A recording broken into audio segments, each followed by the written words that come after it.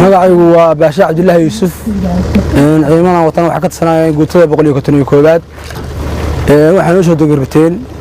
ciidanka SSC cayn tirada ciidankaaga iyo baabuurta iyo hubkaaga waa tabaarna hub fara badan maxay yihiin tirada ciidanku waxa weeye waa 200 gaadiidku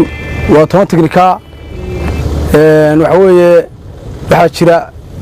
3 qori oo halkan lagu soo bandhigi doono iyaguna oo kamid ah qoryaha oo anta gaari saaran oo inaga curyaamisay maamulka sheegay Somaliland Ciidamo maanta maxaad go'aansatay maanta waxa go'aanka yahay inaan u shaqeyno dadkayga inaan shaqeyno dadka SSC oo aan ugu shaqeyno si hagar la'aan cadaalada sinaana maxay tahay ujeedada ka soo baxday ujeedada ka soo baxday qodobadan ka soo baxnay ma ku akhriyaa horta lambar 1 dadka madaqada ku nool soor sanag yacayn ma aha dad ah Somaliland waa dad deegaankooda iyo dalkooda lagu soo duulay oo ay haysato SNM kuna haysato xukunka sheeg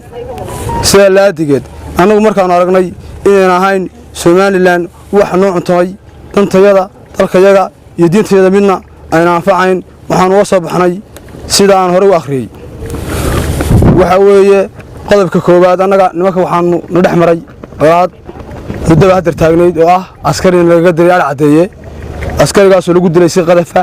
oo kas ah oo waliba waxa weeye ku talagal aan leeyahay markii maxkamadda la saaray sarkaal baa dilay 3 digle ah oo booliska oo Saacad Musa oo Muuse bixiye meerihiin markii ninkii maxkamadda la saaray waxa lagu xukumay diyo ah 100 xalaad sidii askartii sharciga ciidanku wuxuu qabaa askariga dila in lagu xukumo dil toogasha maxkamadda waa ka biyadiinay oo yaashu ka biyadiideen hargeysa loogu tagay waxa la yiri diyaan yahaynaa wali ma dhameystirnayn oo $15,000 oo ay bixinayso Somaliland ku sheeg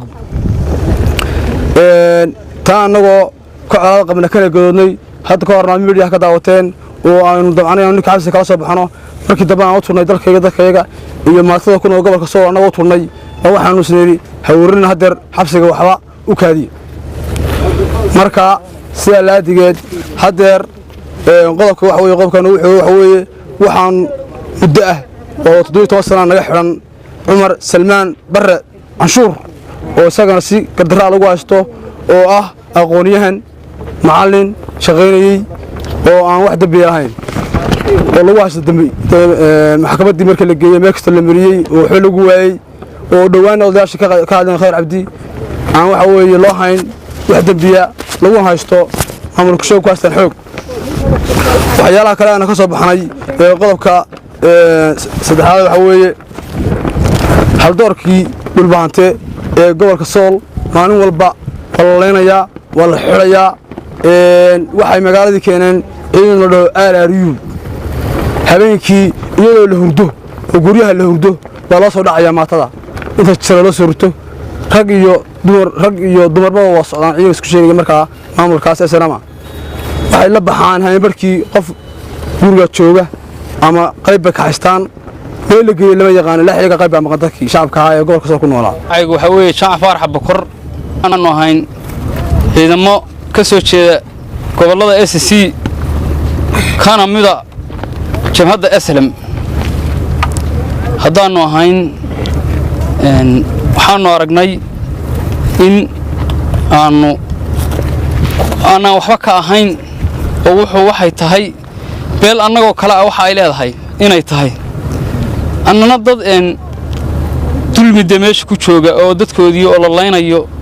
oo la dulmiyayo de ma garanaysaa magacyeel iska jooga inaanu nahay in dulmi meesh ka jiro waxyaalaha ugu sii badan ee dhibtan haatan lagu kaliifay waan arnay dadka dib ku tahay askar annaga naga tirsan annagoo askar SLM sheeganana waa nin kale askari dilay si bareera uu dilay maxkamadna loo keenay niman askar oo annagoo kala ah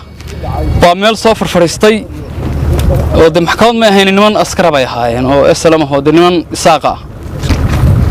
ninka dilanay isaaq buu ahaa markaa وادي أنو كحكنا إيه دلود بحنا صو وح وإحنا قنعين